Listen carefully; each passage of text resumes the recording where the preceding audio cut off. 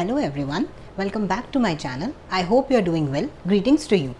So, as we already covered a few topics of this chapter 4 heat, class 7th NCERT. अभी तक हमने इसमें क्या क्या किया वो पहले हम देख लेते हैं. हमने क्लिनिकल थर्मामीटर डिस्कस किया, रीडिंग कैसे हम रीड कैसे कर सकते हैं थर्मामीटर को वो हमने डिस्कस किया, लेबोरेटरी थर्मामीटर हमने डिस्कस किया, ठीक है. एक मैक्सिमम एंड मिनिमम जिसको हम 6 थर्मामीटर कहते हैं वो भी हमने डिस्कस किया, ठीक है. वो बस नेम लिखा हुआ था, सो आई जस्ट रियली वांट कि आपको पता हो, तो आपको पता चल गया उसके बारे में अच्छे से कि what is maximum and minimum thermometer.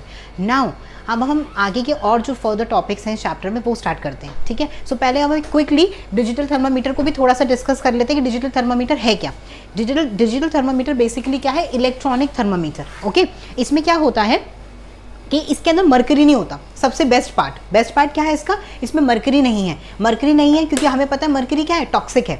तो मरकरी नहीं है तो मतलब ये टॉक्सिक नहीं है, ठीक है. जस्ट इन केस अगर ये ब्रेक हो गया या कोई प्रॉब्लम हो गई तो हमें मरकरी हमारी बॉडी के अंदर नहीं जाएगा, ठीक है. और ऊपर से देखो, आप देख रहे हो ध्यान से, ये प्लास्टिक का बना है, ग्लास का भी नहीं है. ग्लास भी हमारे मुंह में जा सकता है ना, अगर ब्रेक हो गया तो ग्लास से भी तो चोट लग सकती है, या पैर पे चोट लग सकती है, बाहर गिर गया तो. ग्लास का भी नहीं बना, ठीक है. आगे यहाँ पे बल्ब है, एज यूजुअल बल्ब, ठीक है. और इसकी बॉडी है. इसमें अंदर बेसिकली क्या होता है, जो हमारी हीट है, बॉडी की हीट को ये इलेक्ट्रॉनिक जो थर्मामीटर है ट्रांसफर कर देता है. पहले हीट को सेंस करता है, ठीक है. सेंसर के थ्रू इसने सेंस की हीट को, उसके बाद हीट को ट्रांसफर कर दिया इन डिग्री सेल्सियस और फ़ारेनहाइट सेल्सियस, तो उस टेम्परेचर में कन्वर्ट कर दिया, तो हमें पता चल गया हमारी बॉडी का टेम्परेचर क्या है. बस इसका यही फंक्शन है, ठीक है. तो ये आपको क्लियर हो गया. डिजिटल थर्मामीटर को हम और क्या बोलते हैं, इलेक्ट्रॉनिक थर्मामीटर, ठीक है. ये हमने देख लिया.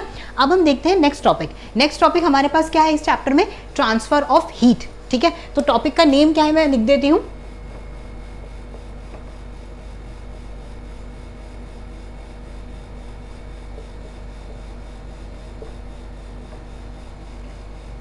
अभी तक हमने क्या किया, अभी तक हमने इस चैप्टर में क्या किया, हमने अलग अलग थर्मामीटर देखे, अलग अलग चीज़ें देखी जिनसे हम टेम्परेचर मेजर कर सकते हैं, ठीक है. बट अब हम देखेंगे कि हीट का ट्रांसफ़र कैसे होता है, ठीक है. जैसे हमारी बॉडी की जो हीट है वो थर्मामीटर में ट्रांसफ़र हो रही है, ठीक है. ये भी तो एक ट्रांसफ़र ही है.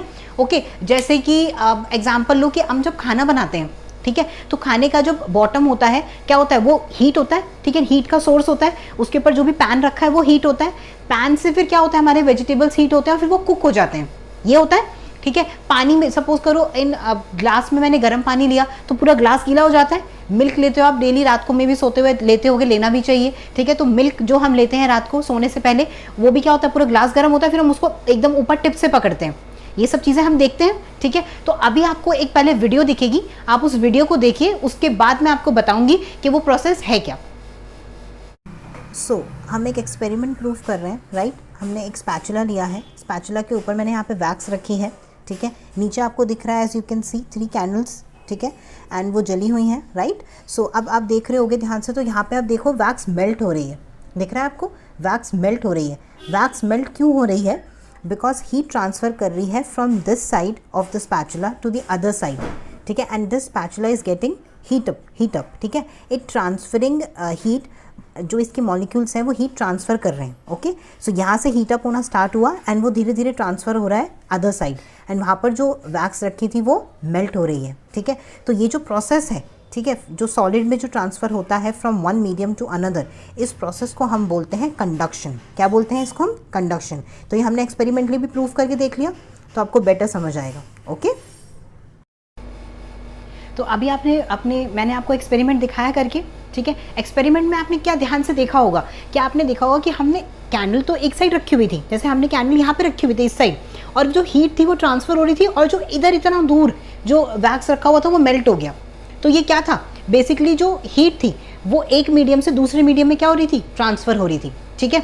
तो यहाँ से हमें क्या पता चला, इस प्रोसेस को बेसिकली हम क्या कहते हैं, मैंने उसमें बोला भी, कंडक्शन बोलते हैं, ठीक है. कंडक्शन में बेसिकली होता क्या है, conduction is the process by which heat energy is transmitted through collision. क्या होता है बेसिकली कि जैसे ये आप डायग्राम से देखो, डायग्राम है, इसमें देखो मॉलिक्यूल्स कितने पास पास हैं, तो इसे हम क्या बोलते हैं, सॉलिड बोलते हैं. इसमें मॉलिक्यूल्स थोड़े दूर दूर हैं, इसे हम क्या बोलते हैं, लिक्विड बोलते हैं. और इसमें देखो कितने कम मॉलिक्यूल्स हैं, कितना ज़्यादा दूर दूर है, तो इसे हम क्या बोलते हैं, गैस बोलते हैं. तो इन दोनों, जैसे ये वाला एटम है और इस एटम या मॉलिक्यूल है, इन दोनों के बीच में जो अट्रैक्शन है वो ये टच्ड है तो इनके बीच में अट्रैक्शन है।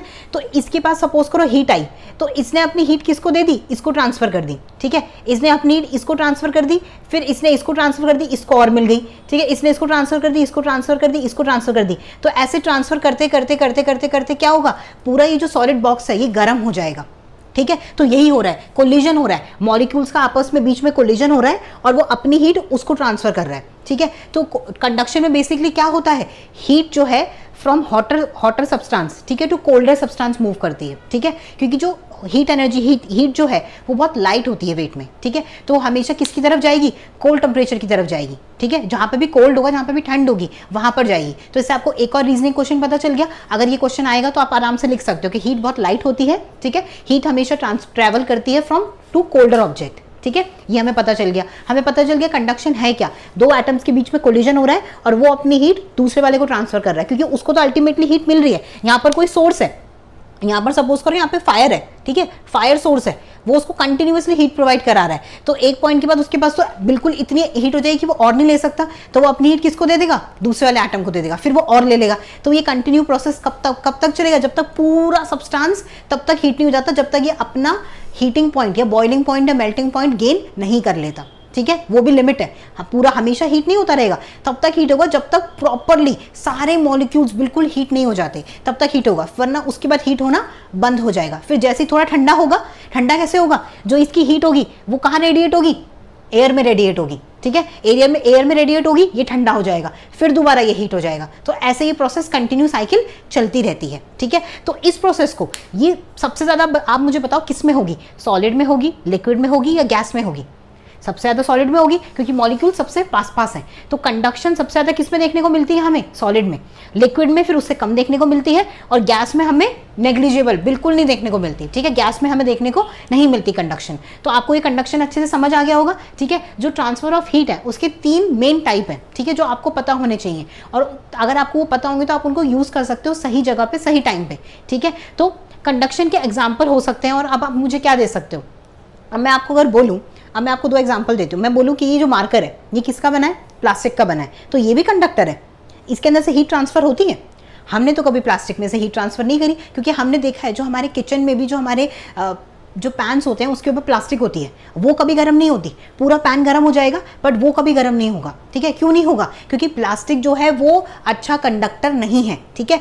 जो ऑब्जेक्ट्स इलेक्ट्रिसिटी को अपने अंदर से, हीट को अपने अंदर से पास करने देते हैं, उन्हें हम क्या बोलते हैं, कंडक्टर बोलते हैं, क्योंकि वो कौन सी प्रॉपर्टी शो कर रहे हैं, कंडक्शन की प्रॉपर्टी शो कर रहे हैं, ठीक है। तो ऐसे कंडक्टर्स कौन कौन से हैं, एल्यूमिनियम है, कॉपर है, गोल्ड है, सिल्वर है, ये सब क्या है, जो हमारे मेटल्स है सारे, ये क्या है, गुड कंडक्टर हैं, ठीक है। ये अपने अंदर से हीट को, इलेक्ट्रिसिटी को पास करते हैं। हमारे घर के सारे वायर किसके बने होते हैं, कॉपर के बने होते हैं। कॉपर क्या है, मेटल है, और कॉपर क्या है, सॉलिड है। हमें पता है सॉलिड में से ट्रांसफर होता है, सॉलिड का वायर है, वो सॉलिड है ना एकदम, उसके अंदर से एक जगह से दूसरी जगह पे इलेक्ट्रिसिटी पास हो रही है, हीट भी निकलती है, ठीक है, हीट भी रेडिएट होती है। तो ये क्या, इससे हमें क्या पता चला कि जो कॉपर है वो गुड कंडक्टर है, क्योंकि वो कौन सी प्रॉपर्टी शो कर रहा है, कंडक्शन की प्रॉपर्टी शो कर रहा है, ठीक है। अब जो ये प्लास्टिक है ये क्या हो गया, फिर ये तो गुड कंडक्टर नहीं है, तो इनको हम क्या बोलते हैं, इंसुलेटर्स बोलते हैं, ठीक है। तो जो कंडक्शन की प्रॉपर्टी शो करते हैं उनको हम क्या बोलते हैं, कंडक्टर्स बोलते हैं, और जो प्रॉपर्टी शो नहीं करते उनको हम क्या बोलते हैं, इंसुलेटर्स बोलते हैं, ठीक है। तो ये हमने क्लियर हो गया, हमें कंडक्शन पता चल गया, कंडक्टर्स पता चल गए, इंसुलेटर्स पता चल गए, ठीक है। थोड़े से एग्जांपल हम देख लेते हैं उसके, फिर और ज़्यादा आपको क्लियर हो जाएगा, ठीक है। आप बताओ क्या क्या हो सकता है, वीडियो पॉज करके आप कमेंट में लिखने की कोशिश करो, अपने आप से सोचो, ठीक है, क्या क्या हो सकते हैं। जैसे ग्लास क्या है, बताओ, ग्लास क्या है, ग्लास बताओ, ग्लास कंडक्टर है, नहीं है, नहीं है, ठीक है। अच्छा, प्लास्टिक क्या है, नहीं है।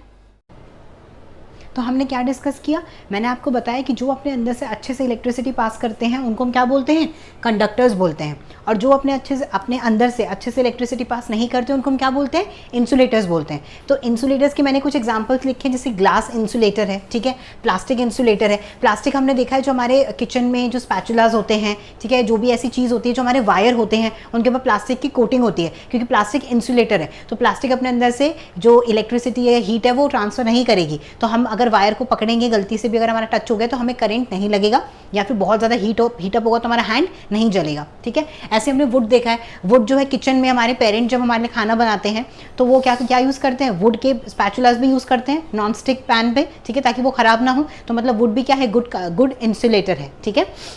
अब हम देखते हैं कंडक्टर्स। कंडक्टर हमें पता ही है, जो कंडक्शन की प्रॉपर्टी को शो कर रहे हैं वो क्या है, कंडक्टर्स हैं, ठीक है। तो ऐसे याद रखना है। तो जो हमारे सारे मेटल्स हैं, एल्यूमिनियम, कॉपर, है ना, ये जो सिल्वर है, गोल्ड है, ये सब क्या है, हमारे जो सारे मेटल्स हैं ये क्या है, हमारे गुड कंडक्टर्स हैं, क्योंकि अपने अंदर से इलेक्ट्रिसिटी को पास करते हैं, ठीक है। तो आई होप आपको ये सारी चीज़ें समझ आई होंगी, कंडक्शन क्या है, कंडक्टर क्या है, इंसुलेटर क्या है, एक्सपेरिमेंटली हमने प्रूव भी किया, ठीक है। तो ये सारे, और डिजिटल थर्मामीटर भी हमने देखा। I hope you like this video. Thank you so much for watching.